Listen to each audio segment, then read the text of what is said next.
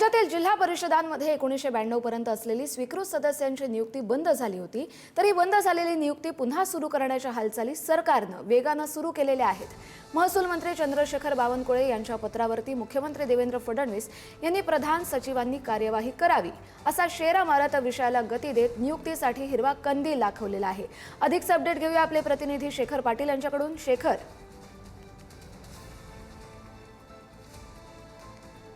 कस्तुरी बरोबर आहे। 73वी घटना दुरुस्ती झाली होती, त्यावेळी ही स्वीकृत खरं तर सदस्यांची पद्धत बंद झाली होती आणि त्यानंतर आता पुन्हा एकदा 34 वर्षानंतर जिल्हा परिषद आणि पंचायत समितींमध्ये आता स्वीकृत सदस्य जे आहेत ते पाहायला मिळणार आहेत, कारण त्याच्या हालचाली आता सुरू झालेल्या आहेत।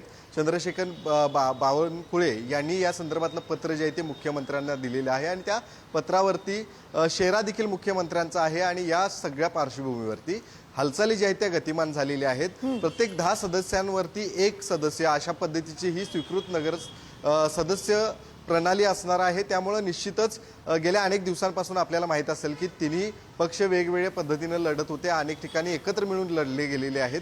मात्र या सगळ्यांमध्ये अनेकांना नाराजी त्या ठिकाणी सहन करावी लागलेली आहे। त्यामुळे हा स्वीकृत सदस्यांचा एक फंडा जो आहे तो आता पुन्हा एकदा त्या ठिकाणी अंमलात आणला जात आहे आणि अनेकांची नाराजी जी आहे ती याच स्वीकृतच्या माध्यमातून दूर केली जाणार आहे। त्यामुळे निश्चितच या सगळ्या प्रक्रियेला आता गती जी आहे ती मिळाली असून प्रत्यक्षात याची अंमलबजावणी आता कधी सुरू होते हे देखील पाहणं गरजेचं आहे। त्यामुळे आता मंत्री चंद्रशेखर बावनकुळे यांच्या विनंतीला मान देऊन मुख्यमंत्र्यांनी त्यांच्या मागणीला ग्रीन सिग्नल दिल्याचं दिसतंय। धन्यवाद शेखर, तुम्ही दिलेल्या सविस्तर अपडेटसाठी।